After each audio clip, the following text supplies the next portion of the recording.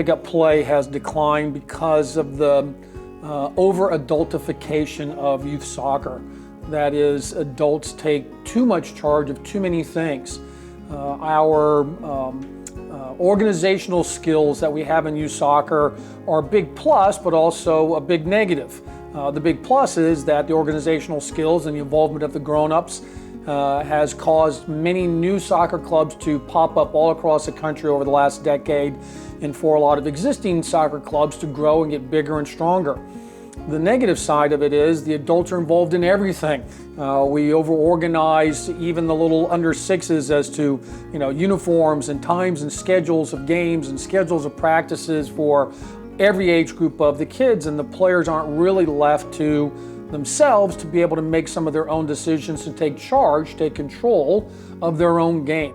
The idea behind pickup play is to organize their own games and really have a freedom to play the game on their own terms, where they want to be creative, dribble, pass.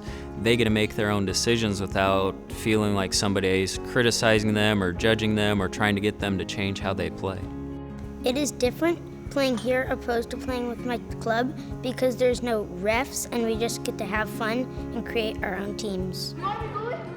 Here at PCU, we organized a free play night at Portland Futsal so that they could just show up. It was an hour-and-a-half slot that the parents could come bring their players.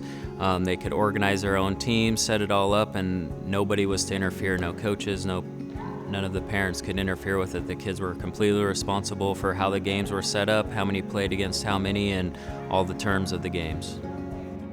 Well, the difference when we play here is that when we play here, it's less organized and we kind of have to figure things out on our own.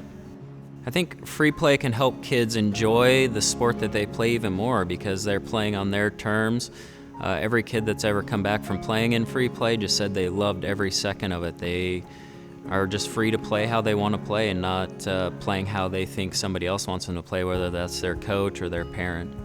They're certainly improving in their ball skills just by the frequency of contact with the ball, but they also have that opportunity in those games to experiment with the ball, to try new skills and new things that they might not do in the scheduled league match that they would have otherwise. They get a chance to experiment with perhaps playing different positions and different spots on the field, both when they're attacking and when they're defending. But one of the other things that they get to learn is an intangible.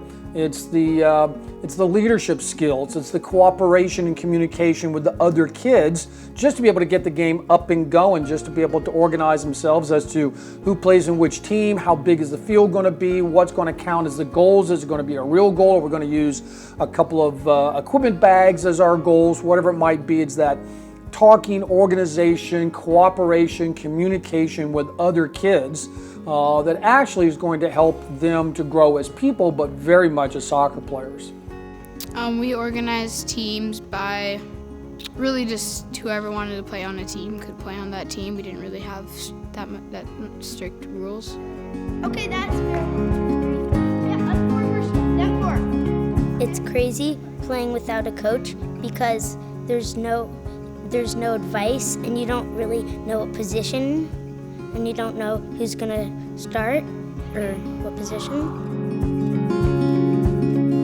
I think parents and clubs can encourage free play by just encouraging kids to get out there and play the sport that they love, whether it's in the park or in their street or wherever, or even organizing free play as we've done. I just think it's super important for kids to be able to play the game on their terms and really develop a love for the sport.